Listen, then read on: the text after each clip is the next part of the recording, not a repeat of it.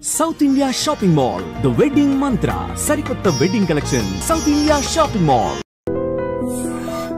Sir Kedi మూవీలో మీరు నాగార్జున గారు అందులో మీరు ఫుల్ లెంత్ రోల్ అనేది చేశారు, కానీ దానికి వన్ ఆఫ్ ద ఏడీగా సందీప్ రెడ్డి వంగ గారు కూడా చేశారు.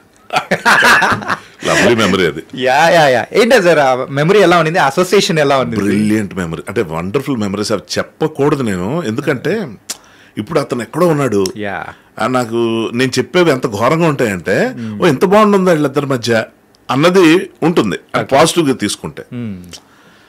బట్ అదేంటంటే అదేదో ఇప్పుడు నేను గొప్పగా చెప్పుకుంటున్నట్టు అలా ఉంటుంది. కానీ లేదు సార్, జస్ట్ అంటే అంటే ఆడియన్స్ నుంచి వచ్చినోడు బాగా డౌన్ టు ఎర్త్, పైగా మనిషి ఎప్పుడు సినిమా తప్ప ఇంకోటి తెలియదు.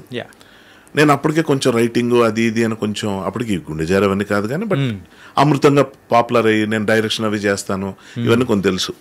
పైకి మాట్లాడే మాటలు గ్రూప్లో కూర్చుంటే ఏదో ఒకటి మొదలు పెట్టేవాడు, ఇంకా అవ్వదు, అది అలాగే వెళ్తూ ఉంటుంది. సో అలాగ నన్ను నేనేం మాట్లాడినా షార్ట్ గ్యాప్ వస్తే పక్క వచ్చి కూర్చుండిపోయాడు.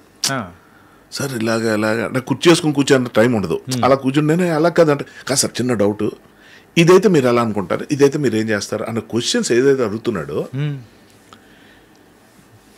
డెఫినెట్గా చాలా మంచి విషయం ఉన్న మనిషి అన్నారు. అంటే ఇంకా ముఖ్యమైన విషయం, మట్టిలో మాణిక్యం ఒకడు ఉన్నాడు, తన పేరు కేకే కిరణ్. ఓకే, ఎవరు? కేడీ డైరెక్టర్. ఆ సినిమా ఫెయిల్ అవటం వల్ల ఈ రోజుకి స్ట్రగుల్ అవుతున్నాడు అన్నమాట పక్కన పెడితే, సినిమా ఇండస్ట్రీలో ఇలాంటి విచిత్రాలు విపరీతాలు చాలా ఉంటాయి. పార్ట్ ఆఫ్ గేమ్ కింద తీసుకుంటాం తెలిసిన వాళ్ళకి. కానీ తన తాలూకు టేస్ట్ కానీ తన తాలూకు చాయిస్ కానీ చూస్తే డైరెక్షన్ డిపార్ట్మెంట్ దగ్గర నుంచి శ్రీకాంత్ అని చెప్పి కాస్ట్యూమ్ డిపార్ట్మెంట్లో ఉన్నవాళ్ళు, కేకే టీం ఉండేది వండర్ఫుల్ టీం అనమాట. అంటే అతన్ని సెలెక్ట్ చేసుకున్న మనుషుల్లో ఏదో ఉంటుంది, ఏదో యూనిక్ థింగ్ అనేది ఉంటుంది, ఒక డెఫినెట్గా ఒక పెక్యులర్ ఆస్పెక్ట్ ఒకటి ఉంటుంది, ఒక పెక్యులర్ క్రాఫ్ట్ టాలెంట్ ఏదో ఉంటుంది. Of all the people Sandeep నాకు బాగా కనెక్ట్ అయ్యాడు అప్పట్లోనే. చూసి అరే బాగుంది అని నాకు ఆ ప్రివిలేజ్. శేఖర్ కమల గారి దగ్గర నాగార్జున పరిచయం కానీ వీళ్ళందరూ ఎలా అంటే అప్పుడప్పుడే స్టార్ట్ అవుతున్నాయి కెరియర్స్. నేను వాళ్ళకన్నా కొంచెం సీనియర్ని. సో ఆబ్వియస్గా మనకి ఇవ్వాల్సిన వాల్యూ మన మాట తీరు కానీ ఇంకోటి కానీ నా దగ్గరకు అది బాగుండేది. అవన్నీ అంటే చెప్పడం నాకే మొహమాటంగా ఉంటుంది, ఎందుకంటే ఏదో ఇంకా చాలామంది ఉన్నవి లేని కూడా చెప్తుంటారు కదా, ఆ కేటగిరీలో నన్ను ఎవరు అనుమానించడం నాకు నచ్చదు. సో బాండ్ మాత్రం ఉంది. ఇప్పటికీ నేను ఎంత పెద్దోడైపోయాడు కదా అని చెప్పి అర్జున్ రెడ్డి టైంలో తన నెంబర్ తీసుకుని మెసేజ్ పెట్టడం పెద్ద విషయం కాదు, కానీ వద్దులే ఎప్పుడైనా ఎదురు పడినప్పుడు తను మాట్లాడే తీరు బట్టి నేను నెక్స్ట్ మాట మాట్లాడొచ్చా లేదో ఆలోచిస్తా. ఎందుకంటే ఫ్రాంక్లీ నేను ఏదో డిసప్పాయింట్ అయిపోతాను, తను ఏదో మర్చిపోతాను, ఇవి కూడా కాదు. నిజంగా తనతో ఏం మాట్లాడాలో కూడా తెలియదు నాకు. ఏం చెప్తాం, యానిమల్ బాగుంది, భలే నచ్చింది అని 2 సార్లు చూసాను, ఇవే మాట్లాడాలి. థ్యాంక్ యూ ఏం చేస్తున్నాను, నన్ను ఏదో అడిగితే 2 మాటలు, సరే కలుద్దాం, తప్పకుండా కలుద్దాం, కలవం. సో ఇలా కాకుండా ఏదైనా ఒక కన్స్ట్రక్టివ్గా ఏదైనా ఉందా అన్నది చూసుకుంటే కనుక అప్పుడు నేను ఇచ్చేస్తాను.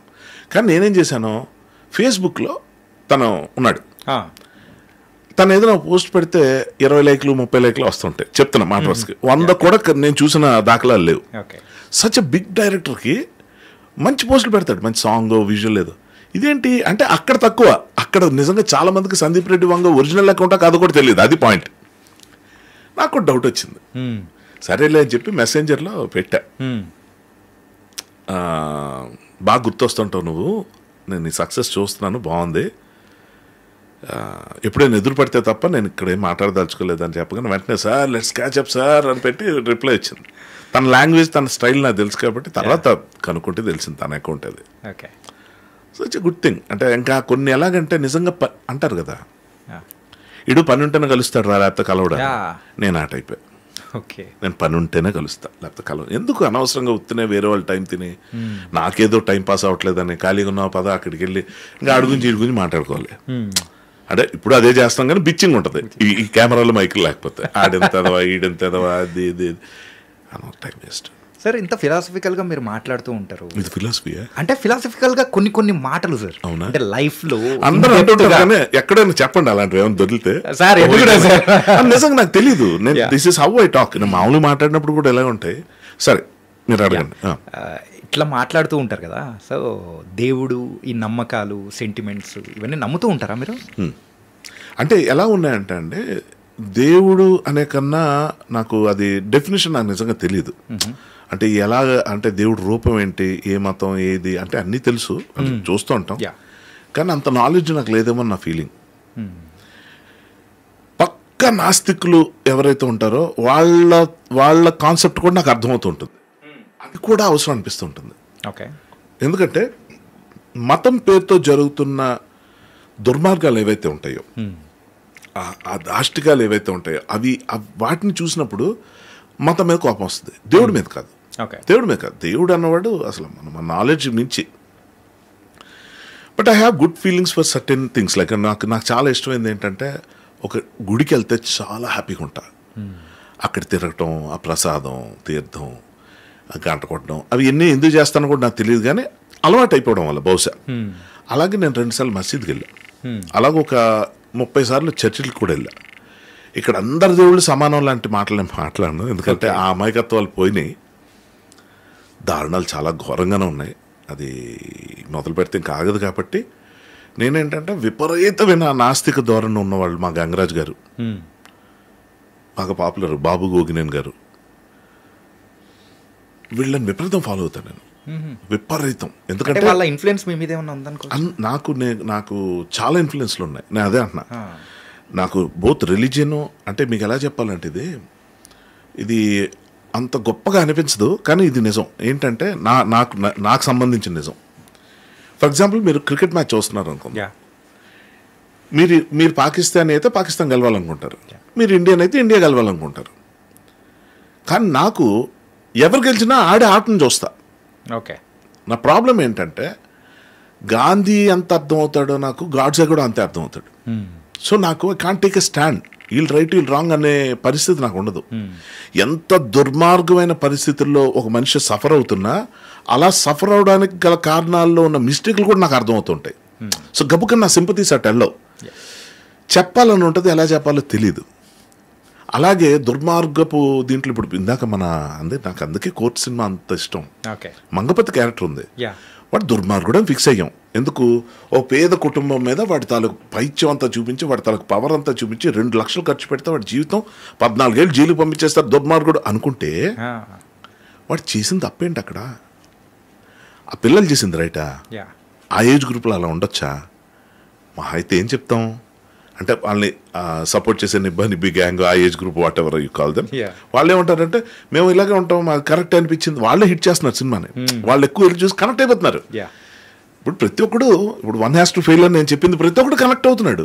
అది నా గురించి నేను చెప్పి, నేను అనుకున్న మాట చెప్తే మీరు మా గురించి మాట్లాడారు, మా జీవితం అంటే ఏం చేస్తాం? సో అలాగేంటంటే, మేము చేసింది రైట్. ఇందాక నేనేమన్నా మామా మసీద్కి సంబంధించిన దాంట్లో నేను తీసుకున్న ప్రతి డెసిషన్, ఇది తప్పు డెసిషన్ అయినా కూడా పర్లేదు అనుకోవడం కూడా నాదే డెసిషన్. రైట్. సో రిజల్ట్ ఏమైంది? అది పాయింట్. సో ప్రతి మనిషిలోనే మంచి చెడు 2 ఉంటాయి అనుకుంటే, రిలీజియన్ ఫిలాసఫీకి సంబంధించినంత వరకు నేను గరికపాటిని విపరీతంగా ఫాలో అవుతా. గరికపాటి గారిని, చాగంటి కోటేశ్వరరావు గారిని ఫాలో అవుతా, సద్గురుని ఫాలో అవుతా. మళ్ళీ ఇప్పుడు చూడండి అసలు ట్విస్ట్, బాబు గోగినేని గారిని. నేనేమంటాను అంటే ఏం లేదండి, నేను ఇలాగే ఉండాలని నేను నమ్మను, అది కరెక్ట్ కాదు. నాకు వంకాయ ఇష్టం అంటే రోజు వంకాయ తినాలి కాదు. నేను నాన్ వెజ్ తింటున్నానని చెప్తే నేను ఒంటి మాంసం తినేలేను. సో నా లిమిటేషన్స్ నాకున్నాయి. నేను మ్యాక్సిమం ఒక స్టేజ్కి వెళ్ళాను, ఒక క్రొకడైల్ మీట్ తిన్నాను థాయిలాండ్ వెళ్ళి. కొంచెం ఇబ్బంది పడ్డా, సరే చూద్దాం, ఇది తింటే వీళ్ళు చచ్చిపోవట్లేదు కదా, నేనే చచ్చిపోవాలి అని చెప్పి తిని, జస్ట్ ఒక అడ్వెంచరస్ మైండ్ సెట్ అది. కానీ అడ్వెంచర్ అక్కడితోనే స్టాప్. ఇట్లా వెళ్ళినప్పుడు నాకు గుర్ర మాంసం ఆఫర్ చేశారు, అలా ఇది కూడా చేసేద్దాం అని చెప్పి దగ్గరికి వెళ్ళి నాకు వల్ల కాలా. సో చెప్పేది ఏంటంటే, మన ఒంటికి ఏది పడుతుందో ఇప్పుడు చెప్పేవాళ్ళు. ఇప్పుడు ఈ సృష్టిలో ఒక దేవుడు సృష్టించాడు ఈ సృష్టి అన్నది వినడానికి నేను బాగా ఎంజాయ్ చేస్తున్న రోజుల్లో, సైన్స్ అనే టాపిక్ వచ్చినప్పుడు బాబు గోగినేని గారి పేరు ఎందుకు చెప్తున్నానంటే, మా స్కూల్ టీచర్స్ కొన్నేళ్లుగా చెప్తుందంతా ఆయన వీడియోలో గంటలో చెప్పాడు బిగ్ బ్యాంగ్ థియరీ. నాకు ఎంతకు మించి గురువు ఎవరు ఉన్నారు అనుకున్న తర్వాత, ఫర్ సమ్ రీజన్స్ ఆయన నన్ను ఇష్టపడతారు. ఆయన ఫర్ సమ్ రీజన్స్ నాకు ఎందుకో తెలియదు, ఆయన కనెక్ట్ అయ్యి నాతో మాట్లాడుతూ, హర్ష ఎలా ఉన్నావు ఏంటంటే, I feel so happy. Morning వాక్స్కి వెళ్ళినప్పుడు పాడ్కాస్ట్లు ఉంటాయి. ఒకరోజు బాబు గోగినేని గారు, మరుసటి రోజు గరికపాటి గారు ఉంటారు. సో నా ప్రాబ్లమే లేదు విత్ బోత్ ఆఫ్ దెమ్. నేను డిఫర్ అయ్యే ఒపీనియన్స్ ఇద్దరు విషయంలో ఉండొచ్చు. ఓకే, నేను గుడికి వెళ్తాను, నాస్తికుడిలాగా మాట్లాడతాను. సో నా ప్రాబ్లం ఏంటంటే, ప్రాబ్లం అని ఎందుకు చెప్తున్నానంటే అన్నీ అర్థమైపోతుంటాయి నాకు. ఇండియన్ పాలిటిక్స్ అర్థం అవుద్ది, పాకిస్తాన్ పాలిటిక్స్ కూడా అర్థం అవుద్ది, అమెరికన్ పాలిటిక్స్ అర్థం అవుద్ది. పాలిటిక్స్ అంటే ఏంటి, నెగిటివ్ కాదు, ప్లస్ మైనస్. మైనస్. సో నాకు అర్థమైనప్పుడు వీళ్ళు ఇది రైట్ వీళ్ళు రాంగ్ అని నేను అనలేను.